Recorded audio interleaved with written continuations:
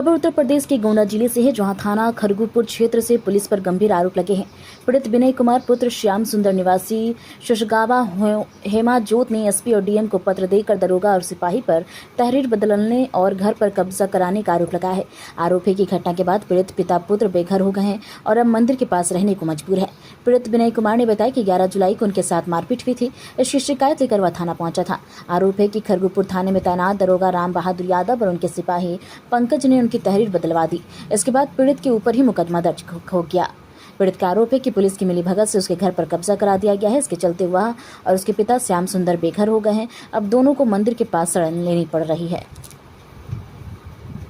और एसपी कार्यालय पर चक्कर काट रहे हैं। अपना आप एप्लीकेशन कागज लिए हैं, कहाँ के हैं, क्या है मामला?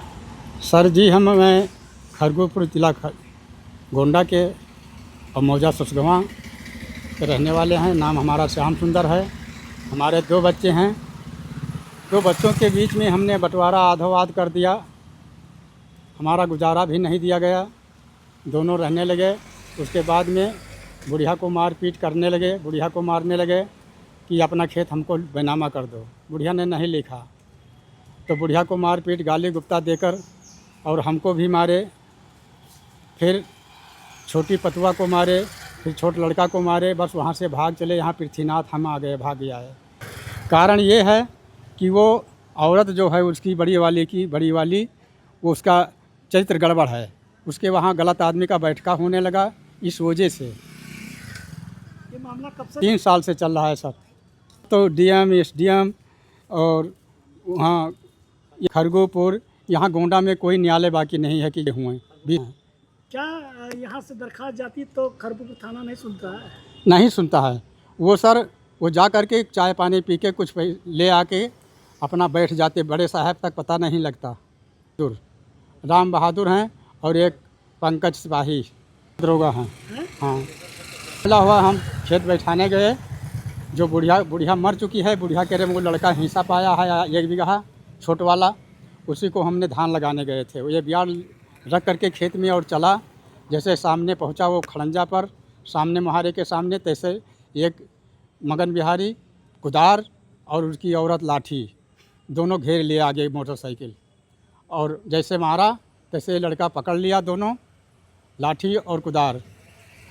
तो इसको ये दोनों तहरीर दिया सर थाने पर। तो उन्होंने जा कर के कहा, बड़े साहब ने भेजा कि इसको पकड़ के लाओ। तो वो गए और टहर टुहर के चले आए। कहीं नहीं मिल रहा है। जान का खतरा है सर। वो जो धार वाली औजार से मार रहा है और जब जाओ वहाँ खेत को तब भी घेर रहा है मारने के लिए। और अब तो वो संकट काल चल रहा है इस समय। क्या नाम है आपका? मगन बिहारी विनय कुमार हमारे साथ रहता है। हम यहीं भाग जाए, यही खाना कपड़ा, यही बूढ़ा को सेवा किया 15 साल।